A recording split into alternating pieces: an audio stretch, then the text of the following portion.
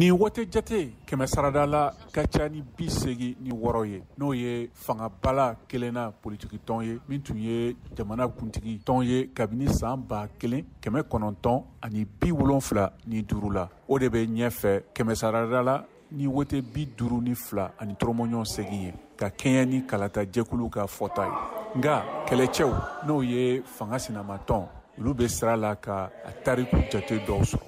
Jamana ka politiki tɔnba min bɛ Angola yɛrɛma hɔrɔnya bɛɛ lajɛlen la n'o ye UNITA, Union pour l'indépendance totale de l'Angola. Kɛmɛ sarada la ye wote 42 ani 98 sɔrɔ fɔlɔ. Murutilenw ka tɔn kɔrɔ min bɛ denmisɛnnin sifinw dɔ dalajɛ minnu dusu tiɲɛnen don ni o ka ca ka ban Luanda jamana faba kɔnɔ. Kɛmɛ sarada la ni wote ka ca ni 77 ni 7 ye. Jamanatigi sigi kalafili o tɛ kɛ Angola jamana la.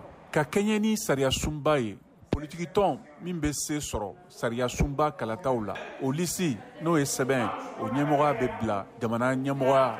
Kɔlɔsilikɛlaw tun ye a jira ko wote sɛbɛn gɛlɛn dɔ bɛna kɛ hali ni jamanatigi min bɛna bɔ baara la n'o ye João Lourenço ye n'o bɛ sanji 68 la o de tun ka di mɔgɔw ye kosɛbɛ. Angola jamana ka yɛrɛma hɔrɔnya tɔnba n'o ye MPLA bɛ ka caya ka taa fɛ jamana min falen bɛ nafolo sɔrɔlen na nka a binna sɔrɔ ko gɛlɛyaba kɔnɔ. A fanga seginna san laban ninnu na ɲɛma dɔ fɛ n'o ye Adalberto Costa Junior ye n'o bɛ sanji 60 ye. Fanga ɲini tɔn n'o ye fanga sinamatɔn ye a ka jɔyɔrɔ bonya ni fanga faralen ye n'o ye politiki tɔn wɛrɛw ye. Kunu su fɛ fanga sinamatɔn ka lasigidenw y'a jira k'olu dalen bɛ u yɛrɛ la ani fana k'u hakilila sigilen don.